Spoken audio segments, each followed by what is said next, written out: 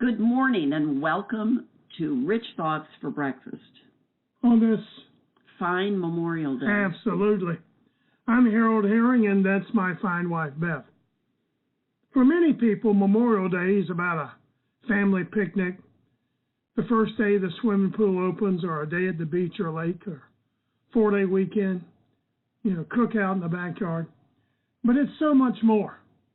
The real purpose of this day is to remember and honor those who paid the ultimate price that we might be free, to enjoy this and other days. Without question, we should remember our soldiers, their families, and those who've gone before as a part of our regular prayer time today. Unfortunately, sometimes it takes having a close friend, a loved one, serve before we really get it. Today, we should also be praying a hedge of protection around the men and women who are standing in harm's way on this holiday and every other day. Some of these men and women often don't know if they'll be alive at the end of the day. When we wake up in the morning, we need to thank God. We can do so without living in fear or dread of the unknown. Praying is the least we can do for those in our armed forces and their families. No doubt the loved ones left behind feel the anxiety over every news report of a firefight or a soldier being sent home one last time. Today, we should, and every day really, we should honor those who serve and those who already made the ultimate sacrifice for our freedom. These are our heroes, and that's what Memorial Day is all about. When I say heroes, I'm not referring to the Hollywood movie star or the professional athlete that's paid millions of dollars for entertaining us. We're talking about the real heroes. When a man or woman puts on the military uniform in the United States, he or she takes an oath to protect and defend this country against all enemies, foreign or domestic. This commitment to that oath in this great country includes a willingness to put his or her life in harm's way. To me, to us, anyone willing to die to keep the flame of liberty burning brightly is a hero. We'd like to encourage you, this Memorial Day to pause and remember those who have paid the ultimate price for our freedom. You may know some. The brave men and women who've given their lives to protect our lives. So if you know someone who's lost a family member in service to their country, say a prayer for them this Memorial Day weekend, and maybe even if you feel led, give them a call or a word of encouragement. And one more thing, when we ourselves are in the heat of battle, it's always encouraging to know that reinforcements are on the way. When we are facing the enemy of loneliness or discouragement or despair, it's a good thing to know that someone is thinking about you, remembering the sacrifices for freedom. There are thousands of men and women who've been wounded defending our freedom. Keep them lifted up in your prayers as well. Because over the history of this country, brave men and women, heroes have left behind all that is familiar to them to defend, protect, and preserve our freedom. This kind of commitment and sacrifice deserves our support and definitely our remembrance. Let's go a little bit deeper, perhaps, in this Memorial Day. I'm rather a fond fan, I guess you'd say, of the Prime Minister, former Prime Minister and now deceased Prime Minister of England, Margaret Thatcher. But some of her quotes are amazing. And this is one of them. It says, "The British stand on tradition, but the Americans stand up and do something." I like that. I do too, babe. And another quote that's attributed to Baroness Thatcher was this: "Europe was created by history. America was created by philosophy." You know, the American philosophy was and is that faith in God, not the King of England, was the foundation of this republic. And the United States is well known as being freedom fighters for the world.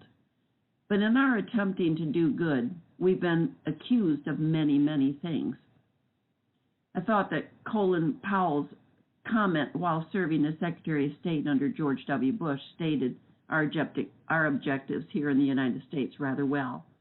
He put, over the years, the United States has set many of its fine men and young men and women into great peril to fight for freedom beyond our borders. The only amount of land we have ever asked for in return is enough to bury those who did not return. In 1941, when Germans, Italians, and Japanese were waging war on 4 continents, President Franklin D. Roosevelt urged Americans to help preserve 4 freedoms for the world community. Number 1 was the freedom of speech and expression.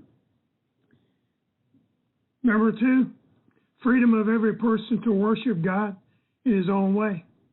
Our founding fathers saw no problem with any other religion being freely practiced in this country, because at the time, the Judeo-Christian principles were so strongly recognized in our culture that anyone truly seeking truth would end up as a follower of Jesus Christ by the mere living of his principles, among others.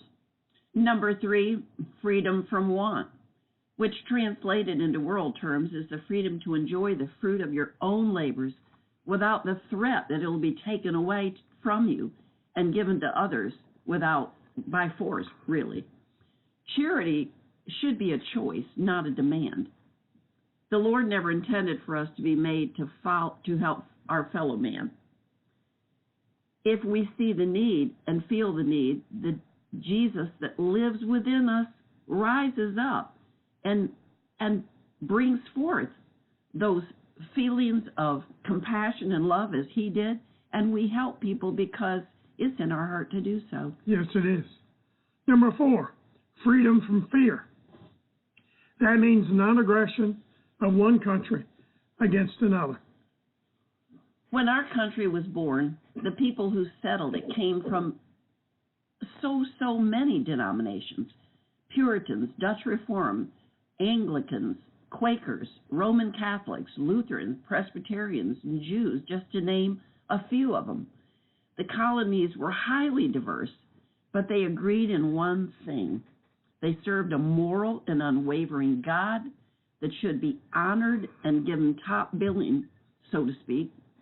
And they had already faced persecution and repression for their beliefs. That's why they came, which is why they so desperately wanted freedom to worship God in their own ways.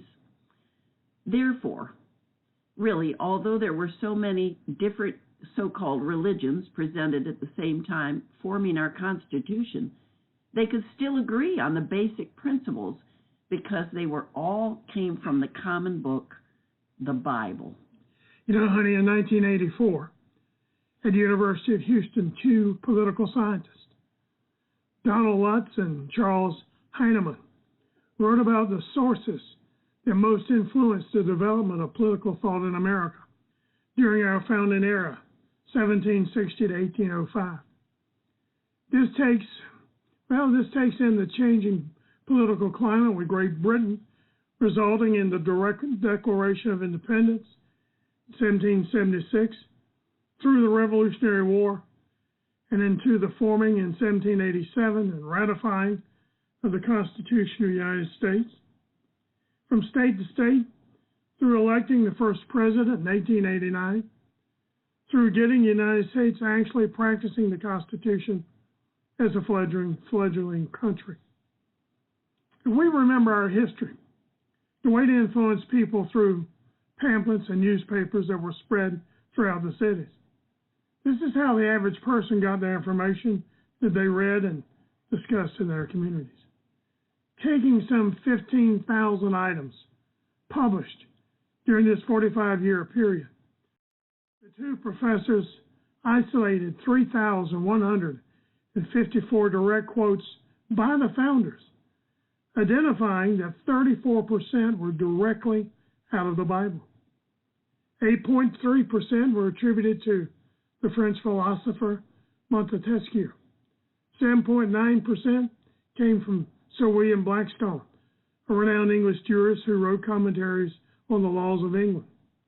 2.9% by the English philosopher John Locke. 3/4 of the Bible citations came from reprinted sermons, which, by the way, the church was the leading place where political philosophy was expanded, because a biblical worldview was an accepted lifestyle for right living. Only 9% was from secular literature. Now you might ask, what does this have to do with Memorial Day? We are of the firm belief that honoring our men and women who've died in our armed forces or were wounded there reflects an appreciation and honoring of values and beliefs established in our country. No other country believes quite as we do. That's right.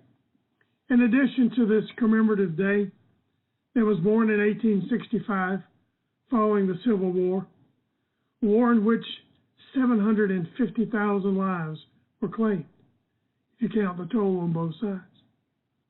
To give you a feel for what that means, in World War II, the count of military and civilian casualties was 73,692. 20% of the population died during the Civil War.